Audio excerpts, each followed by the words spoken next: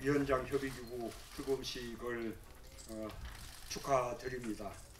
아시다시피 저는 주로 원외인 그 지역 출신입니다. 그래서 원외위원장님들의 어려움과 소외감 잘 알고 있습니다. 그래서 그동안 우리 원외위원장님들 뵐 때마다 왜 그 협의회 같은 걸 만들어서 당에 좀 목소리를 내지 않냐 그런 이야기들을 많이 해왔었습니다. 그런 만큼 오늘 그 협의기구 출범을 뜻깊게 생각하고 축하드립니다. 앞으로 이 협의기구 대표자가 당무회의에 참석하게 됩니다. 여러분들 의견을 적극 수렴하고 또 당무에 반영하겠습니다. 만약에 최고위원회에서 또 발언할 그런 기회를 원하시면 제가 최고위원회에 참석할 수 있는 그런 기회도 드리겠습니다. 저는 우리나라는 지방 분권 국가로 또 우리 당은 지역 분권 정당으로 가야 된다고 생각합니다. 지역 분권 정당은 지난번 전당대회 때 제가 제시했던 핵심 공약 중에 하나였습니다. 중앙당에 집중되어 있는 그 권한들을 시도당과 지역위원회로 과감하게 이렇게 넘기고 나누자는 것입니다. 여기에는 사람, 돈, 권한, 정책 기능까지 다 포함이 됩니다. 미국 민주당은 두 번 대선에서 패배한 뒤에 50개 주 분권 전략이라는 것을 해서 오바마 대통령 당선의 토대를 만들었습니다. 분권 정당이 돼야만 영남이나 강원 같은 원외 지역에서도 우리 당의 존재감이 생겨나고 지지가 확대될 수 있습니다. 그래야 중앙 경제정당도 될 수 있고 전국정당도 가능하다고 생각합니다. 또 그래야만 다가올 총대선에서 이길 수 있다고 생각합니다. 지난번 총선에서 아주 아깝게 석패한 그 위원장님들이 지금 이 자리에도 많이 계십니다. 지금 현행 선거제도는 우리 유권자들의 민의를 제대로 반영하지 못하고 있습니다. 예를 들자면 지난 총선에서 우리 야당은 부산 지역에서 40% 득표를 했는데 의석은 18석 가운데 2석밖에 얻지 못했습니다. 대구 경북의 경우에는 20% 30%에 달하는 국민들이 단 한 명도 대표를 내지 못합니다. 그래서 저는 그 해결 방안으로 권역별 정당본부 비례대표제와 석패율제 도입을 줄곧 주장을 해왔습니다. 그리고 또 지구당 부활과 후원회 제도도 필요하다고 생각을 합니다. 마침 선관위도 같은 의견을 담은 정치관계법 개정 의견을 국회에 제출했습니다. 국회정개특위가 구성이 되고 본격적으로 활동을 하고 있는 만큼 결실을 맺도록 최선을 다하겠습니다.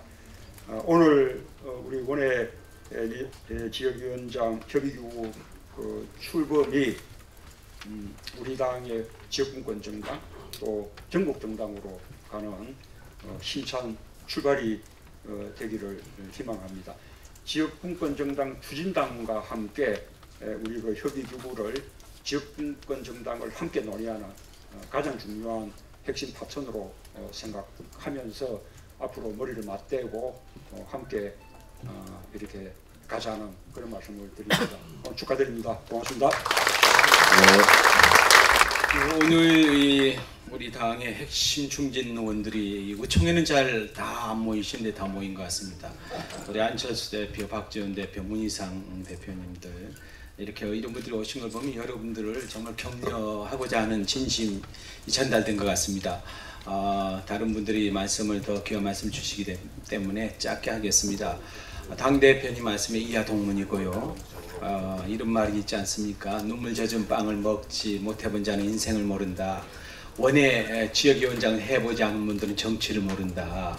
여러분들이야말로 정치를 가장 잘할 수 있는 경험을 하고 계시다. 저희들이 해야 할 일은 여기 원외 지역위원장님들이 되게 어려운 지역에 계신 분들이라고 생각합니다. 영남이랄지 강원도, 충청도, 수도권의 취약한 지역에서 오신 분들이 대부분이라고 생각하기 때문에 어쨌든 당의 지지율을 높여서 취약 지역이 열세 지역이 우세 지역으로 되도록 당 대표님 최고위원 중심으로 저도 뭐 많이 모자란 사람입니다만은 당의 지지율이 작년 하반기부터 상승해서 뭐 어제 오늘 보니까 리얼미터는 29.6% 새누리당하고 불과 5, 6% 차이에 불과하고 갤럽도 27% 우리 당이 30% 가까이 가고 있는 것은 여러분들한테 대단히 고무적이다. 여러분들을 위해서 최선을 다하겠습니다. 고맙습니다. 감사합니다. 감기 걸리지 마십시오. 제가 지금 감기가 절정에 올라가지고 문재인 대표님이 누군지 모르게 빙빙 돌고 있습니다. 우선 감사의 말씀을 드립니다. 우리 강내구 위원장께서 말씀을 하셨지만은 제가 18대 원내대표 때 상대 대표가 김무성 대표였습니다. 이때 박이태 국회의장님과 우리 세 사람이 합의를 했습니다. 지구당을 부활해서 조직을 정비하지 않으면 여야 정치의 의미가 없다. 그리고 원외지역 위원장들에게도 똑같은 후원회를 할 수 있도록 법안 개정을 하자. 소위 정당법 개정을 합의를 했습니다. 그래가지고 여야 의원들에게 말씀을 드리고 18대 원외지역위원장 회의에서 제가 그러한 내용을 발표를 했습니다. 그런데 우리 당에서도 의원님들이 반대를 합니다. 새누리당 의원님들도 역시 반대를 합니다. 변방에서 중심 절대 될 수 없습니다. 원외가 혁신할 수 없습니다. 원내로 들어오셔야 됩니다. 들어오시기 위해서는 이번 원균 대표께 말씀을 드려서 정개특위가 구성되기 때문에 또 차기 원내대표 또 문재인 대표님이 이 정당법을 개정해 줘야 됩니다. 그렇지 않으면은 사실 원외지역위원장들이 지역위원회에서 사무실 가지고 있는 것이 유사선거 사무실, 사전선거운동으로 다 걸립니다. 18대 때 지금 현재 원내에 들어와 있는 몇 분 의원들 걸려가지고 제가 많이 해결을 했습니다. 그래서 사실 굉장히 어렵습니다. 그렇기 때문에 차기 정개특위에서는 반드시 정당법을 개정해서 원외지역위원회로 또 후원회를 할 수 있도록 하는 것이 우리가 집권의 길이다. 이렇게 말씀을 드립니다. 만약 지방자치제가 없었으면 우리가 김대중 노무현 대통령 당선되지 않았을 겁니다. 이제 우리의 큰 승리를 위해서는 정당법을 개정해서 원외지역 위원장들이 활발하게 정치활동을 하고 선거운동을 할 수 있는 그런 법과 제도가 정비돼야 된다 하는 말씀을 드립니다. 축하합니다. 이하동문입니다. 라고 하려고 그랬는데 오늘 여기 슬로건을 보니까 변방이 중심이다, 원외가 혁신이다 라는 걸 보면서 요거를 가를 야로 한번 버티면 변방이 중심이냐? 이런 것 같아요. 이게 원외가 혁신이냐? 이렇게 좀 가시가 있는 슬로건이고 좀 자신 없는, 제가 잘 쓰는 글씨 중에 숙처잡주라는 말이 있어요. 머무는 것이 곧 주인이다. 여러분 주인이에요. 가는 데서 머무는 것이 주인이 되는 그런 사고방식으로 개척을 해야 돼요. 원외가 얼마나 서러운지. 원외가 아니면 아무것도 아니에요. 한마디로 얘기하면. 우리 박지원 특히 생물학적으로 본능적으로 정치를 아는 분의 결론이에요. 지금 제일 필요한 게 지구당 부활인데 그 대목에 안에서 힘을 가지고 굳게 들어와라. 이런 얘기를 먼저 하시는 거예요. 그게 현실이에요. 이렇게 해서 무슨 아우성이나 소용이 없어. 꼭 어떻게든지 거꾸로 그냥 물구나무 서기해서라도 의회에 들어와야 된다. 목표를 거기다 세워. 다른 거 다 소용없어요. 아름다운 미사여구는 다 소용없어요. 대고 봐요. 쥐를 못 잡으면 고양이가 아니에요. 정권을 교체하지 못하는 정당은 정당이 아니에요. 정당의 기능의 기본을 상실한 거예요. 왜? 잡아야 내가 생각한 이상적인 국민을 위한 모든 일을 할 수 있어요. 잡지 못하면 아무것도 못하는 거예요. 여러분이 주민의 대표가 빼나가서 국회 안 들어오면 무슨 대표예요? 원외 지구적인 현장이에요. 그냥 그러니까 억울하면 이를 갈고 꼭 당선되기 때문에 무슨 한이 있어도 되게 돼요. 그 결심을 하세요. 오늘 이 기구를 백날 만들어 소용없어. 우리는 하나하나가 다 죽으면 아무 소용이 없어. 어떻게든지 당선돼서 의정 당선에서 당당하게 표현해야 돼요. 할 수 있어요. 할 수 있어요. 내가 보기엔 다가왔어. 내가 정치를 얼마나 했냐고 한번 생각해 봤어요. 그랬더니 대학 때 학생운동에 내가 지금 현재 살아있는 운동권에 제일 첫 번째 내가 유인태 씨 여기 계시지만 사형선고 받으신 보다야 저거 하지만 63세대에서 내가 지금 전국에 남아있는 이재호하고 나하고 마지막인 거 아니야 이런 생각이 들더라고. 그러니까 그렇게 따진다 그러면 1965년도 6월 20일 날 한일회담이 비준되는데 그때부터 따진다 그러면 자그마치 50년. 1980년도에 이제 물론 박정희 계실 때는 나는 못했으니까 할 수가 없었으니까 그러니까 33명 명단에 들어서 꼼짝 못했어요. 그래서 1979년 10월 26일 날부터 난 시작을 했어요. 그 몇 달이 나한테는 또 반짝하는 시기였어요. 그거부터 따진다 그러면 그것도 벌써 35년이에요. 그런데 그 다음에 정치 규제에 묶여서 1차, 2차, 3차 내가 뭘 뛰어난 인물이 된다고 김대중, 김영삼 풀릴 때 풀렸어. 3차 규제에 풀렸어. 아무것도 못했어요. 그게 87년도에. 87년도에 처음으로 평화민주당이라는데 입당을 하고 창당을 하는데 개입을 하기 시작했어요. 그러니까 그때부터 따진다 하더라도 자그마치 30년이에요. 근데 내가 이 얘기를 왜 하냐면 그동안 나는 7번 국회의원에 입후보였어요. 5번 된 거예요. 내가 5선 의원. 2번은 떨어졌어요. 많은 사람들이 내가 안 떨어진 줄 알고 있어요. 떨어졌어요. 됐다가 떨어진 것처럼 더 서러운 게 없어. 이 중엔 그런 분도 한두 분 계셔 내 눈에. 아니면 아닌 대로 겪을 수 있지만 국회의원 됐다가 떨어지면 그건 아무것도 아니에요. 나무에서 떨어진 원숭이는 원숭이지만 국회의원에 떨어지는 국회의원은 국회의원도 아닌 거예요. 인간도 아닌 거예요. 그러니까 오늘 했는데 야만은 죽기 살기로 꼭 당선되라. 당선될 가능성이 있습니다. 왜? 자기 노력만 가지고 안 되는 게 국회의원이에요. 희한하다. 내가 무슨 짓을 다 해도 안 될 때는 안 돼. 별 짓을 다 해도 안 돼. 그런데 이상하게 될 때 보면 돈도 넉넉하고 시간도 넉넉하고 이상하게 이렇게 그런 분위기가 있어요. 왜? 히말라야 산맥이 하나 완성이 되면 그 위에 누가 1등 하느냐 에베레스트에서 기대기는 너무나 쉬운 거예요. 에베레스트 그거 왜 높으냐? 히말라야 산맥 때문에. 그 산맥 누가 만드냐? 문재인 대표와 우리 당이 중앙당 지도부가 만드는 분위기예요. 그래서 기본적인 게 돼야 거기서 뛰면 되는 거예요. 당이 살아야 여러분도 같이 삽니다. 첫 번째가 당이 살아요.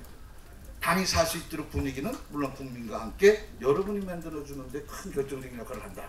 내 개인이 어디서 해야 될 것인가 급급하다가는 그걸 놓친다. 당이 사는데 힘을 합치다. 지금 상황은 내가 볼 땐 그래요. 리듬이 있어서 사이클이 있어서 10년마다 주기가 있는데 바로 10년 주기에 우리가 정권 교체에 해당되는 역사적 의미를 타고 지금 이 국회가 있고 바로 여러분이 있어요. 이 정당의 목표는 바로 그거예요. 요번에 안 되면 안 돼요. 그러니까 다음 총선에서 여러분 다 이겨서 그 힘 가지고 정권 교체를 해서 그래서 여러분들이 당당한 국회의원으로 해서 주민을 대표하고 지역을 발전할 수 있게 납득한다.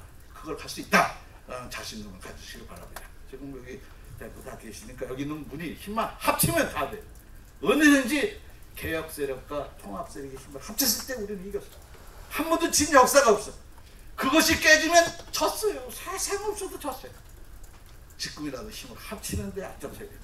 통합의 기수 바로 그 역할을 여기 있는 원외위원장들이 스스로의 필요에 의해서 스스로가 억울해서 서러워서 소리 지르고 외칠 때 이게 됩니다.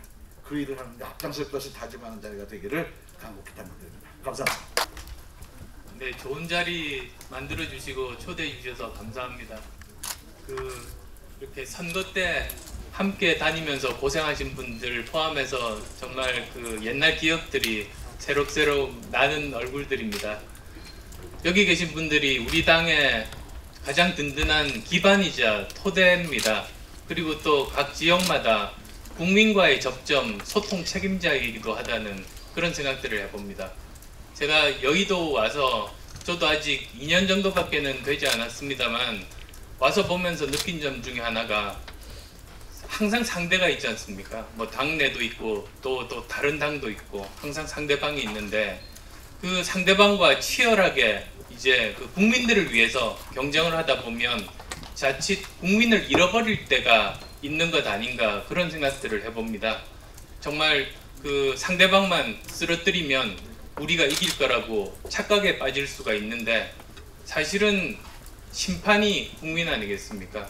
국민이 보고 쓰러진 사람도 손을 올려주면 그 사람이 승자가 되는 것이 정치 아닌가 합니다. 그런 뜻에서 정말로 중요한 것은 여기 계신 지역위원장님들께서 지역 주민들과 진심을 가지고 소통하고 그 마음들을 이제 당에 전하고 그리고 입법 활동에 또 당의 그 여러 가지 활동에 반영될 수 있게 하면 우리는 반드시 승리할 수 있다. 저는 그렇게 믿습니다.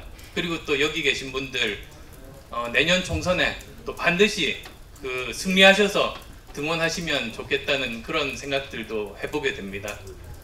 경제정당 이제 지금 막 그 시동을 걸었습니다. 그런데 정말로 중요한 것은 이론이 아니라 현실이 아닌가 생각합니다. 실제로 국민들의 삶에서 여러 가지 해결돼야 될 부분들 정말로 많습니다. 최근에 제가 지역에서 그 간담회를 했습니다. 장애인들과 간담회를 했는데요. 그 제가 보건복지위원이다 보니까 현안들에 대해서는 굉장히 잘 알고 있다고 생각했습니다. 근데 이제 어떤 분이 그 말씀을 하시더라고요. 청각장애인 분인데 복지카드를 신청을 하면 본인 확인을 위해서 전화를 한답니다. 그러면 청각장애인이니까 들을 수가 없지 않습니까? 그걸 아무리 건의를 해도 제도화되고 반영되지 않는다 그런 말씀을 들었습니다. 그래서 그럴 때마다 깨닫는 것이 지역 주민들과의 직접적인 소통이 얼마나 중요한가, 현장이 얼마나 중요한가, 그리고 경제 문제도 결국은 현장에서 이야기를 나누면서 다듬어지고 완성되는 것이 정말 민생을 위한 그런 그 경제 정책이 되는 것이 아닌가 그런 생각들을 해보게 되는데요. 지금 이제 사흘 동안 지금 정책 엑스포가 아마 우리 당으로서는 그런 그 시작이 아닌가 합니다. 이럴 때 여러 가지 현장의 목소리들 많이 말씀해 주시면 그 당을 위해서도 그리고 여기 계신 분들 총선에서 인정받고 당선되는데도 큰 역할을 하리라고 생각합니다. 그리고 또 필요하시다면 저도 불러주십시오. 얼마든지 여러 가지 역할들 하도록 노력하겠습니다. 예, 여러분 감사합니다.